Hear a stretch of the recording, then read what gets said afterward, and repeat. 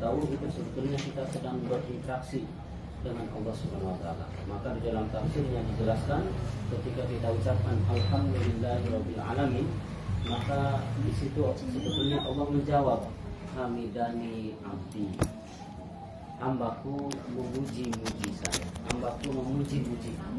Ini Bapak Ibu, kalau kita dipuji orang, ini kita senang.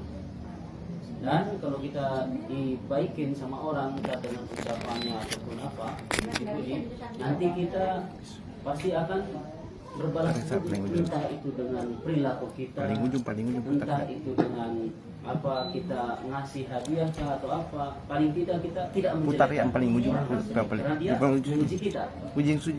Maka apalagi ini Allah Subhanahu wa taala, Bapak Ibu, Allah Subhanahu wa taala senang ketika kita sholat itu ucapkan alhamdulillahirabbil alamin. Segala puji hanya bagi Allah, Tuhan yang merajai seluruh alam semesta. Itu Allah menjawab, hamidani abdi, hambaku memuji-muji. Jadi kalau Allah senang bagaimana? Kita senang saja. Ketika kita senang, maka kita akan berbuat baik kepada orang tersebut, entah dengan ngasih hadiah, entah dengan apa. Paling minimalnya tidak menjelekkan dia, karena dia sudah membuat kebaikan kita. Apalagi ini Allah SWT. Allah membalas bahwa hambaku sedang memuji-mujiku, hambaku sedang menyanjung-nyanjungku. Balasan daripada Allah, keberkahan, rahmat, curah kepada.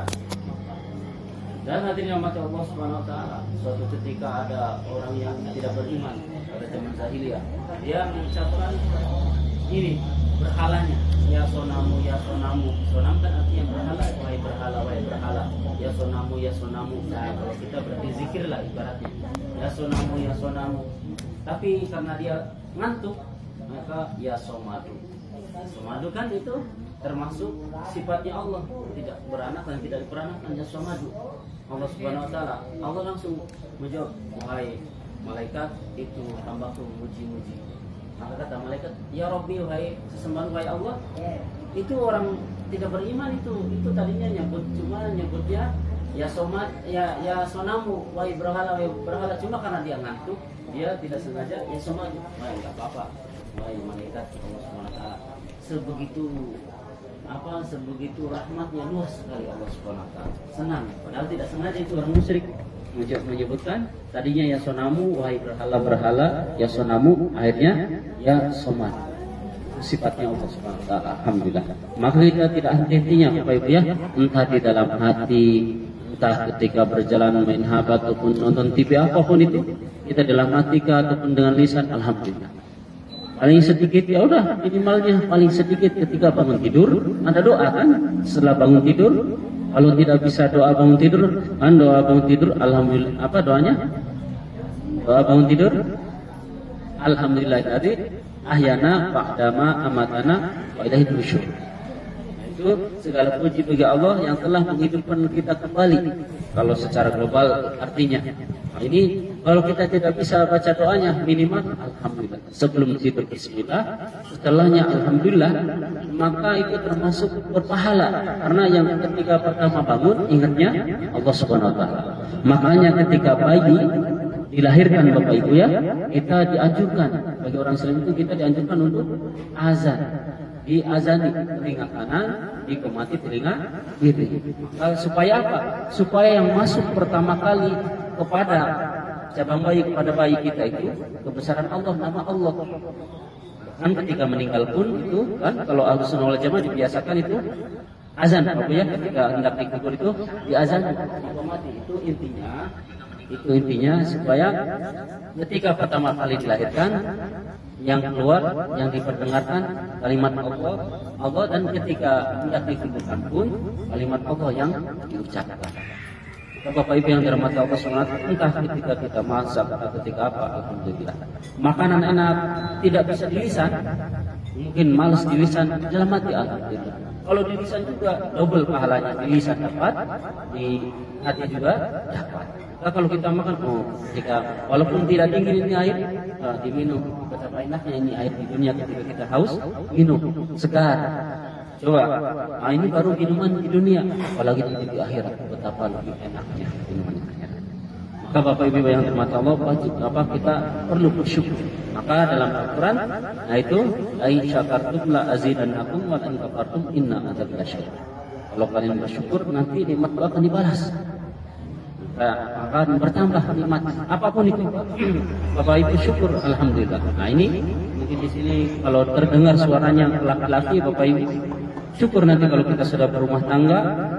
Dulu yang kami praktekkan Bapak Ibu, ketika kami perhitungan awal mula ketika saya menikah, memperhitungkan itu. Nah, ini kemana cepat habis uang, kemana? Lambat itu uang Bapak Ibu, cepatnya walaupun ada gaji, lambat tambahannya. Tapi ketika tidak perhitungan Bapak Ibu, kalau saya, alhamdulillah, setelah itu, selama itu digunakan untuk yang betul, ngapain enggak mau makan apapun silakan, mau harganya ratusan ribu, silakan kan, yang penting nggak dibuang uangnya. Mau neraktir temannya silakan, kan nggak payah-payah, yang menyenangkan orang lain. Akhirnya alhamdulillah, uang semuanya saya serahkan kepada istri, apapun gaji saya, gaji dia terserahkan apa. Nah, ketika saya butuh ambil. Nah, itu yang kami praktekkan. Alhamdulillah ada terus tambahannya ada terus. Maka jangan diperhitungkan. Mungkin bagi ibu yang belum diserahkan semuanya, tinggal kasih nasihat bapaknya. Nggak usah perhitungan. Kalau perhitungan nanti susah. Itu yang kami ini kan alami. Ternyata mau kecantikannya apa ada sabun itu ada ratusan ribu harganya berjejer semua. Yang penting nggak dibuang dipakai silakan. Alhamdulillah. Setelah itu ini pengalaman dari kita. Maka Bapak Ibu yang dirahmati Allah SWT, kita berbuat amal sedikit apapun, masih makan teman silakan. Kalau kita mau berkorban, mau ngurusin orang, nanti Allah akan ngurusin.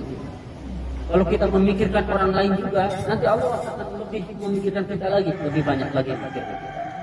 Dan alhamdulillah kita syukur Bapak Ibu ya, kita makan, masak, tidak enak ini, jangan langsung bicara siapa tuh yang masaknya ada di sini, enggak nanti tersinggung, enggak enak, pura-pura aja makan, ya, pura makan. Nanti kalau enggak ada, baru coba sudah berarti.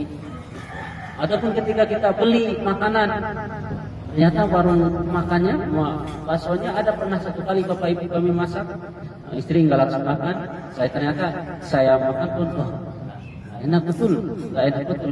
Tapi saya pura-pura menikmati. Setelah itu agak lama kemudian minta dibungkus.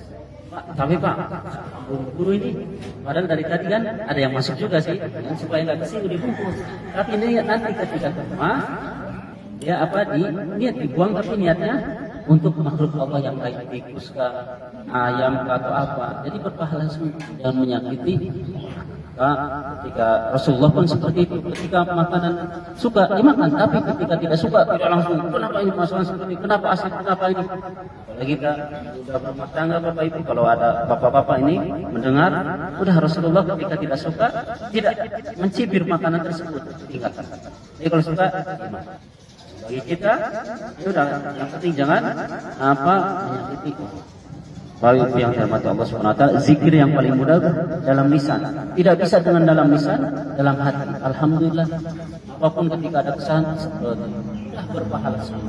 Kalau kita melakukan dosa, ketika kita melakukan dosa, langsung istighfar, minta tobat kepada Allah, langsung tidak jadi ditulis oleh malaikat sebagai dosa. Ditunggu itu dalam satu riwayat ditunggu 1 jam, dalam satu riwayat ditunggu sampai 3 jam, dalam satu riwayat ditunggu dalam 1 hari. Kalau kita segera bertobat, tidak jadi ditulis sebagai dosa. Maka zikir Bapak ya, zikir yang paling utama, afdhalul doa alhamdulillah. Doa yang paling utama alhamdulillah. Zikir yang paling utama juga alhamdulillah. Zikir afdhalul zikri la ilaha wa afdhalud doa alhamdulillah. Zikir yang paling utama la ilaha illallah, dan doa yang paling utama alhamdulillah. Ibu bapak punya nikmat apapun, alhamdulillah, alhamdulillah. Tidak bisa dengan lisan, dengan. Kemudian Bapak Ibu yang dirahmati Allah Subhanahu wa taala, salawat dan salamnya kita haturkan kepada yang mulia baginda Nabi Muhammad sallallahu alaihi wasallam. Itu Bapak Ibu, ketika majelis Rasulullah suatu ketika berada di majelis, maka dalam majelis tersebut Rasulullah dalam majelis, maka ada yang bertanya, berdiri yang bertanya itu orang Arab Badui. Orang Arab Badui itu kalau bahasa Indonesianya orang suku pedalaman, orang kampung sekali, orang desa sekali, berdiri. Ya Rasulullah, ya wahai Rasulullah, mata sa'ah, kapan terjadinya hari kiamat? Maka Rasulullah langsung kaget terperanjat. Manis sa'il, siapa yang bertanya? Kok siapa yang bertanya? Karena pertanyaannya aneh. Kapan terjadi hari kiamat? Maka kata Rasulullah SAW, manis sa'il, siapa yang bertanya? Maka orang Arab berdiri tersebut berdiri, ana ya Rasulullah, saya ya Rasulullah. Maka kata Rasulullah SAW, manis kada al saat. Terus apa yang kamu persiapkan untuk hari kiamat? Oh, kamu bertanya seperti itu tentang hari kiamat? Maka kata sahabat tersebut, kata Arab Badui tersebut, ya Rasulullah, saya tidak punya apa-apa, tidak punya persiapan banyak, tidak punya persiapan apa-apa, tapi saya cuma satu, saya cinta kepada engkau. Maka kata Nabi menjawab, almar'u ma'aman ahaba, seseorang akan bersama yang dicintainya. Maka Bapak Ibu, ini sebab terjadinya turunnya hadis namanya asbabul wurud. Kalau dalam hadis sebab terjadinya turunnya hadis namanya asbabul wurud. Tapi kalau Al-Quran namanya itu asbabun nuzul, sebab terjadinya turunnya Al-Quran. Maka itu kata Nabi, seseorang akan bersama yang dicintainya. Kalau kita cinta Allah, cinta Nabi, akan bersama Allah, akan bersama Nabi. Salah satu cinta Nabi apa? Di antaranya kita ini hadir, menyenangkan orang, coba mungkin sebulan sekali, walaupun waktunya kita mungkin sibuk, tapi kita menyempatkan, meluangkan niat menyenangkan saudara muslim, ini pun berpahala. Salah satu sabda Nabi, bahwasanya orang yang menyenangkan saudaranya muslim itu termasuk orang yang beriman kepada Allah dan Rasulnya. Menyenangkan orang datang arisan, ini kalau kita niatnya menyenangkan orang lain, pahala. Niatnya silaturahim, berpahala. Salah satu amalan Nabi juga. Tapi kalau niatnya saya tidak ada niat menyenangkan, nah cuma kumpul-kumpul saja. Tapi kalau kita ada niat dalam hati, saya datanglah. Mana mereka mungkin sudah menyiapkan makan atau apa supaya senang mereka, ini berpahala. Oh, saya datanglah karena niat silaturahim dapat berpahala. Salah satu amalan surga juga. Maka syukur jadi umat Nabi. Ini kita menyenangkan orang lain pun berpahala. Menyenangkan orang lain yang bukan Islam pun berpahala. Apalagi menyenangkan orang Muslim. Namanya syukur. Kemudian Bapak Ibu yang dirahmati Allah Subhanahu wa taala, berhubung kita sudah masuk di bulan Rajab Bapak Ibu ya. Maka salah satu yang Rasulullah memperbanyak yaitu doa di bulan Rajab, sehingga di dalam riwayat Imam Bukhari, yaitu Imam Bukhari Imam Muslim hadisnya sahih, yaitu Rasulullah ketika sudah memasuki bulan Rajab Bapak Ibu berdoa. Doanya Rasulullah apa? Diselipkan doa itu Bapak Ibu. Ketika sholat, ketika apa, doa itu. Ini masih setiap hari. Kami tiap hari karena imam di Al-Manar, Zuhur dan Asar selipkan terus. Itu apa doanya?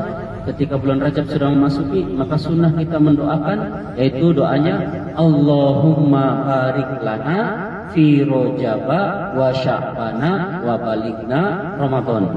Bisa Bapak Ibu? Allahumma barik lana fi Rajaba wa Sya'bana wa balighna Ramadan. Allahumma barik lana fi Rajaba wa Sya'bana wa balighna Ramadan. Allahumma barik lana fi Rajaba wa Sya'bana wa balighna Ramadan.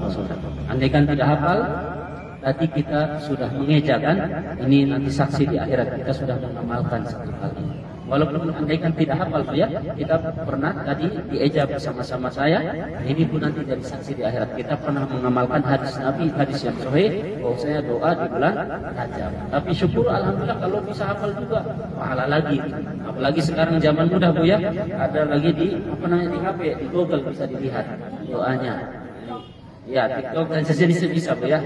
Tapi kalau bisa, tapi jangan sampai joget Bu ya. Seperti anak-anak muda sekarang. Nah, tapi insya Allah kalau di majelis salim enggak ada. Kecuali anak-anak yang muda itu ABG biasanya sampai joget. Kemudian Bapak Ibu yang dirahmati Allah Subhanahu wa taala, itu artinya apa? Artinya itu, ya Allah, berkahilah saya, berkahilah kami di bulan Rajab dan di bulan Sya'ban, dan sampaikan kami di bulan Ramadan. Dan diberkahi di bulan Ramadan. Itu artinya. Di Google bisa lihat, kita hafal setiap hari doakan. Kemudian Bapak Ibu yang dirahmati Allah Subhanahu wa taala, di dalam setiap bulan-bulan tertentu itu kita biasanya diingatkan. Kalau bulan Maulid kita diingatkan peristiwa yaitu kelahiran Nabi Muhammad SAW. Kalau di bulan Syawal kita diingatkan tentang puasa Syawal. Kemudian kalau di bulan Ramadan kita diingatkan tentang puasa dan diingatkan tentang peristiwa nuzulul Quran, turunnya Al-Quran. Dan kalau Rajab ini diantaranya yaitu puasa, diantaranya peristiwa yang besar yaitu terjadi pada tanggal 27 Rajab yaitu Isra Mi'raj. Maka Bapak Ibu yang dirahmati Allah SWT ini ada amalan-amalan tertentu di bulan Rajab. Diantaranya apa? Yaitu afdhalus siyami ba'da Ramadan, yakni Ashhurul Hurumi. Afdalnya puasa, seutama-utamanya puasa setelah puasa Ramadan, yaitu puasa di bulan-bulan yang diharamkan. Maksudnya apa bulan-bulan haram? Bulan-bulan haram itu dulu di zaman jahiliyah sampai zaman Nabi, orang-orang Arab terdahulu di bulan-bulan yang diharamkan yaitu Zulqa'dah, Zulhijjah, Muharram, wa farada minha Rajab. Bulan Zulqa'dah, Zulhijjah, Muharram, Rajab. Ini orang-orang Arab terdahulu dilarang melakukan peperangan, baku bombe atau pertikaian, berdebat apa di bulan tersebut, diharamkan, tidak boleh.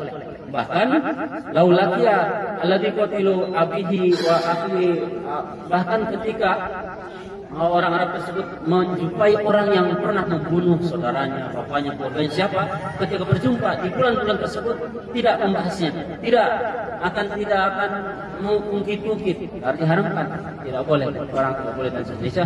Dan Nabi menganjurkan kita itu di bulan tersebut memperbanyak amal ibadah. Karena termasuk bulan yang mana Rasulullah memperbanyak amal ibadah, entah baca Quran, entah zikir, entah sholat, entah puasa, itu Rasulullah memperbanyak di antara di bulan yang diharapkan, yaitu di bulan Rajab, Ashhurul Hurum, Rajab. Silahkan ibu puasanya terserah berapa kali atau satu kali, silahkan. Yang jelas ada landasannya, ada dalilnya. Kalau harusnya puasa di segini hari segini, enggak. Yang penting puasa di bulan Rajab termasuk amalan Nabi, karena Nabi memperbanyak amal ibadah, salah satunya di bulan Ashhurul Hurum, yaitu di bulan-bulan yang diharamkan termasuk bulan Rajab. Kemudian Bapak Ibu yang dirahmati Allah SWT, sedikit lagi yaitu tanggal 27 Rajab bertepatan dengan 8 Februari nanti insyaallah, itu peristiwa Isra Mi'raj. Nabi Muhammad SAW ini di Isra dan di Mi'rajkan. Ini perjalanannya Bapak Ibu, kalau di tafsir Al-Futuhatul Ilahiyah ataupun tafsir Ibnu Katsir, itu perjalanannya dari Mekah dari Masjidil Haram ke Baitul Maqdis, Palestina, itu perjalanannya 1 bulan kalau dengan unta ataupun berjalan. Maka itu dipertanyakan oleh orang-orang Yahudi, oleh orang musyrik di zamannya itu, ketika masih ada Nabi, dipertanyakan ketika Isra Mi'raj, maka pagi-paginya sudah pada menggunjing orang-orang. Masa perjalanan yang 1 bulan bisa ditempuh bolak-balik dalam seketika itu saja, ketika semalam saja? Maka orang musyrik bertanya kepada Sayyidina Abu Bakar, ya Abu Bakar, wahai Abu Bakar, alimta asodakta sahibuka fil lailati usra min Masjidil Haram ila Masjidil Aqsa masafatul syahr. Wahai Abu Bakar, apa kamu tahu, apa kamu percaya kalau ada orang yang melakukan perjalanan di malam hari dari sini, dari Masjidil Haram Mekah ke Baitul Maqdis Palestina, dia cuma bolak-balik 1 malam saja, padahal itu jaraknya 1 bulan. Kalau melakukan perjalanan dia cuma 1 malam saja. Percaya kan? Man asbahu, siapa itu yang melakukannya? Man huwa, siapa itu yang melakukannya? Maka kata orang musyrik tersebut, sahibuka Muhammad, itu sahabatmu itu yang mengatakan dia adalah Nabi Muhammad. Oh, kalau dia yang mengatakan bahwa, kalau dia yang mengatakan ada minha anak surah. Kalau yang melakukan itu Rasulullah, saya lebih percaya daripada, bahkan lebih percaya perjalanan yang lebih jauh daripada itu. Ini makanya Sayyidina Abu Bakar dijuluki Abu Bakar As-Siddiq, karena Sayyidina Abu Bakar itu orang yang pertama kali mengimani peristiwa Isra dan Mi'raj. Bapak Ibu yang dirahmati Allah SWT, bisa dilogikakan juga itu seperti halnya seperti ini Bapak Ibu. Dari Parepare ini ke Pangkep berapa jam? 2. Kalau baru 1 jam ya, baru saja. Dari sini kita mau ke Baru, kabupaten kotanya, 1 jam ya, baru. Kita ada acara apa itu di sana, cuma kita yang harus tanda tangan dengan manual, bukan dengan HP, tanda tangan. Maka dari sini berangkat jam 8 Pak ya, jam 8 dari sini. Sebelum berangkat itu pakai baju yang ada sapunya. Ternyata di sapu kita ada semutnya Bu ya, ada semutnya. dipakai, langsung berangkat ke baru jam 8 dari sini, nyampe ke sana jam 9, tanda tangan langsung manual, balik lagi karena kita juga banyak acara di sini, balik lagi sampai ke sini, dari sana sampai jam 9 di sana, tanda tangan, langsung dari baru jam 9 pulang lagi ke Parepare, sampai ke Parepare jam 10. Setelah sampai baju tersebut digantungin lagi di hanger. Setelah itu semut yang tadi di kantong kita keluar, ngasih tahu ke semut-semut yang lain, wahai konco-konco, wahai teman-teman, wahai sapo-sapo, ini saya tadi melakukan perjalanan baru, kabupaten baru, bolak balik 2 jam. Percaya tidak itu semut yang lain? Tidak mungkin percaya. Masa kita ini orang apa, badan kita kecil, jalan seberapa hari itu kalau ke baru ini Bapak Ibu. Padahal semut tersebut diperjalankan ikut bersama kita. Itu seperti itu Nabi Muhammad sallallahu alaihi wasallam. Kalau secara logika itu dari Masjidil Haram ke Masjidil Aqsa itu perjalanannya 1 bulan. Tapi karena Rasulullah diperjalankan oleh Allah, terima beres saja. Kekuasaannya Allah langsung menggunakan kalau di tafsirnya. Tapi karena ini temanya bukan kajian Bapak Ibu, maka kita tidak dibahas mendetail. Apalagi ya sudah panas mungkin ya. Maka itu yang dapat kami sampaikan Bapak Ibu. Bisa lagi nanti pas di Radio Mesra ataupun apa, nanti insya Allah kita bahas tentang Isra Mi'raj pas mendekati Isra Mi'raj. Itu yang dapat kami sampaikan, yang benar daripada Allah Subhanahu wa taala, yang salah dari pribadi kami sendiri, dan kami mewakili tuan rumah. Terima kasih sudah datang dan berkumpul. Maka untuk kesempurnaan majlis kita tutup dengan doa majlis. Subhanallah yang ini, subhanallah kita. Baik. Wassalamualaikum warahmatullahi wabarakatuh. Ya, demikianlah tadi ceramah Pak Ustaz. Semoga yang hadir di sini sudah menikmatinya.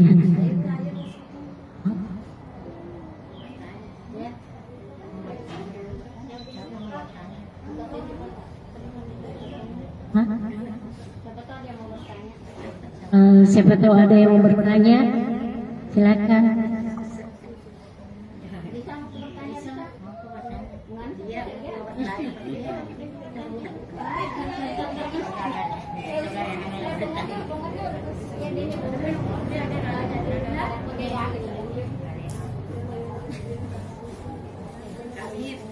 Ya, makasih.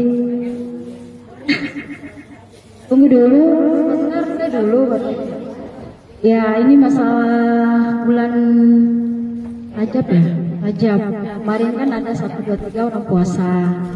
Ya, kemarin saya mungkin cuma 2 hari, tapi saya cuma bayar kode aja. Tapi ada niat untuk supaya dapat pahala juga Rajab. Memang itu ada dalilnya ya. Yang 1 Rajab 2 sampai 3 hari itu. Ya. Tapi saya cuma kerjakan yang bayar pada ini. Tapi pahalanya ada di Rajab juga kan. Ya, silakan Pak Ustaz. Terima kasih yang dapat Allah Subhanahu wa taala. Pertanyaannya itu kemarin Ibu melaksanakan puasa Rajab 1, 2, 3 ya, niatnya mengkodo juga. Nah itu niatnya mengkodo, tapi ada rasa ingin melaksanakan puasa sunnahnya juga, maka dapat dua-duanya. Dua-duanya. Kalau kita ada kodo kewajiban, maka niatnya yang wajib. Tapi karena kita niat ada rasa ingin melaksanakan puasa sunnah, Senin, Kamis, Daud, atau Rajab, dapat dua-duanya. Yang wajib tertunaikan, sunnahnya dapat. Tapi tidak melepaskan yang sunnahnya tidak. Kemudian adakah dalilnya puasanya harus segini-segini? Kalau puasanya harus sekian tidak. Cuma dalilnya umum Bapak Ibu ya. Dalil umumnya apa maksudnya? Dalilnya itu salah satu yang amalan Rasulullah yang memperbanyak amal ibadah, entah puasa, entah zikir, doa, atau sholat sunnah, atau baca Quran itu di bulan Rajab. Jadi kita kalau mau banyak silahkan, lebih dari 1 hari silahkan, lebih dari 3 hari silahkan, lebih bagus lagi, lebih banyak pahalanya. Jadi kalau kita banyak kesibukan silahkan, mau berapa hari mau berapa hari, tetap dapat berpahala. Ada lagi Bapak Ibu?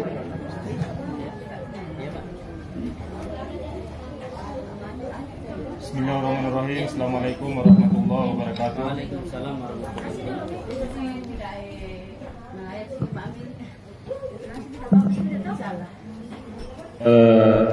Sebelumnya saya mohon maaf karena mungkin hanya telur ayam yang saya dapatkan Pak Ustaz. Walaupun tadi ada sedikit urusan, alhamdulillah. Saya ingin saya tanyakan di sini Pak Ustaz, ini masalah Isra Mi'raj juga. Artinya sebelum kiblat orang mukmin itu atau orang Islam itu ada di Masjidil Haram, sebelumnya di Masjidil Aqsa. Jadi awal dicetuskannya itu adalah pada pertengahan atau nisfu Sya'ban Pak Ustaz. Jadi pertanyaan saya ini Pak Ustaz, apakah ada kaitannya dengan dilaksanakannya Isra Mi'raj ini dengan dialihkannya kiblat umat muslim itu atau umat Islam itu ke Masjidil Haram. Demikian tafadhal Pak Ustaz. Assalamualaikum warahmatullahi wabarakatuh. Tadi dipertanyakan masalah nisfu Sya'ban juga, Pak? Iya. Pertama nisfu Sya'ban. Nisfu Sya'ban itu artinya separuh di bulan Sya'ban. Maka biasanya itu para ulama berkumpul bersama, doa bersama. Kalau di sini apa ngaji Yasin atau enggak? Ngaji Yasin ya. Kalau di Jawa biasanya ngaji Yasin. Pas pertengahan malam nisfu Sya'ban. Itu ada landasannya itu karena kebiasaan para ulama terdahulu, yaitu al-adatus sa'adah sa'adatul adat. Kebiasaan yang baik adalah kebiasaannya orang-orang baik. Kebiasaan orang baik itu ketika salah satunya diantaranya ketika malam nisfu Sya'ban itu doa bersama. Berarti kebiasaan orang baik terdahulu seperti itu. Kemudian tadi masalah kiblat ya. Masalah kiblat, dulu kiblatnya itu pertama di Baitul Maqdis, Palestina.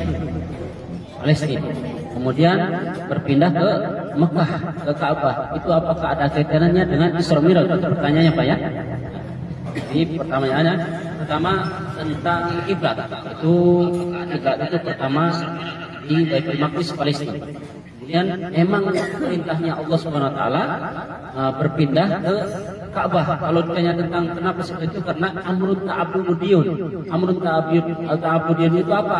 Perintahnya memang harus seperti itu, sudah berpindah. Kemudian juga tentang Isra Mi'raj. Tentang Isra Mi'raj itu Baitul Maqdis, namanya kenapa Baitul Maqdis, rumah yang disucikan?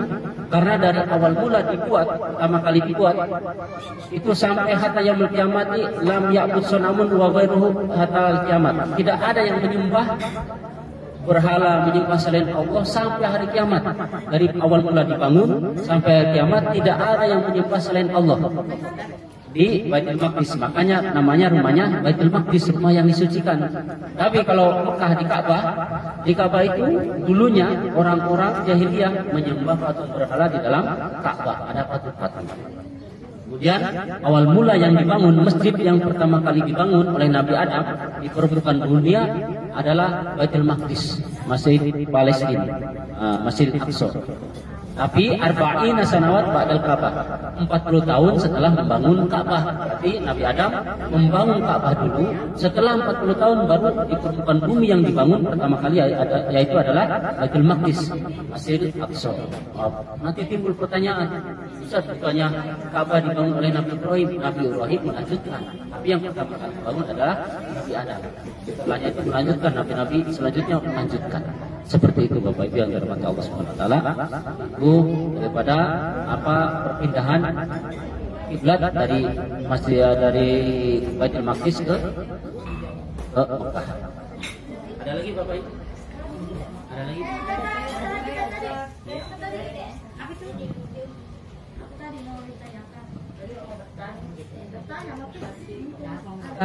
Mau tanya Ustaz, bagaimana itu sembahyang tahajud? Apakah bisa diimam sama suami? Iya, Nah, boleh. Sholat duha kan aslinya sholat yang sunnah, sholat sunnah yang disunahkan untuk berjamaah, diantaranya Idul Fitri wa Idul Adha wal istisqa'i wal, kemudian sholat sunnah yang sunnah berjamaah itu diantaranya sholat Idul Fitri, Idul Adha, istisqa, kemudian sholat gerhana bulan, gerhana matahari dan lainnya. Tapi sholat sunnah yang lain yang tidak disunahkan untuk berjamaah, diantaranya ataupun sholat qobliyah, ba'diyah, ataupun sholat sunnah tahajud, tidak sunnahnya tidak berjamaah. Tapi kalau untuk kebersamaan mendidik anak-anak, mendidik keluarga, boleh tetap niatnya berjamaah dan dapat pahala berjamaah. Jadi boleh ya, entah dengan anak, entah dengan suami, boleh.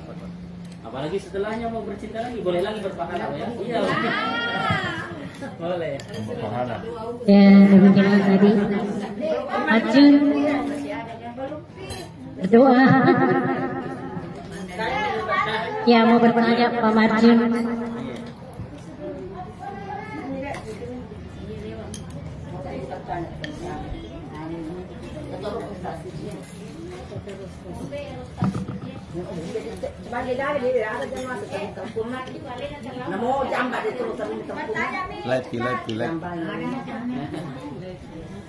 Assalamualaikum warahmatullahi wabarakatuh. Selain memaafkan Pak Ustaz bertanya berkaitan dengan yasinan. Kan begini, orang tua perempuan meninggal sudah hampir 10 tahun yang lalu, terus bapak 3 tahun yang lalu, suami tidak. Begini Pak Ustaz, kalau yasinan, karena saya bersama apa bisa atau bagaimana, karena tidak bisa meninggalnya kan, jadi saya mau satu kali aja yasinannya begitu Pak Ustaz, ya itu aja. Ya boleh Bapak Ibu kirim doa ataupun baca yasinan, khataman Al-Quran. Niatnya untuk siapa? Walaupun sudah meninggal duluan, andaikan nenek kita sudah duluan berapa puluh tahun yang lalu. Ini belakangan mau digabungin atau kan mau dipisah-pisah, silahkan, dapat semua. Kalau tidak disertakan niatnya tidak dapat. Justru kalau diniatkan disertakan, oh saya niatnya untuk keluarga saya yang sudah meninggal A, B, C, D, disebutkan semua, niatnya dapat semua. Tapi kalau nggak disebutkan, saya disebutkan diniatkan dalam hati, walaupun tidak disebutkan, adikan, oh ya Allah saya ini buat acara ini menyembelih apakah ataupun tidak menyembelih, entah apa namanya, bersedekah, ya Allah saya dalam hati niatnya untuk almarhum ini dapat semua. Tapi kalau niatnya cuma untuk sini aja satu saja, maka kalau niatnya untuk semua dapat semua. Oke. Lagi Bapak Ibu. Doa Ustaz karena sudah mulai berkegiatan yang di bawah. Doa singkat Bu ya. Ya, kasihan Ustaznya. Berkegiatan di bawah semua. Amin.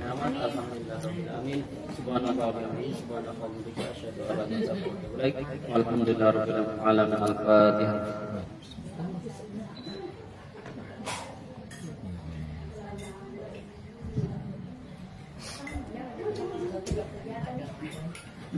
Tutup.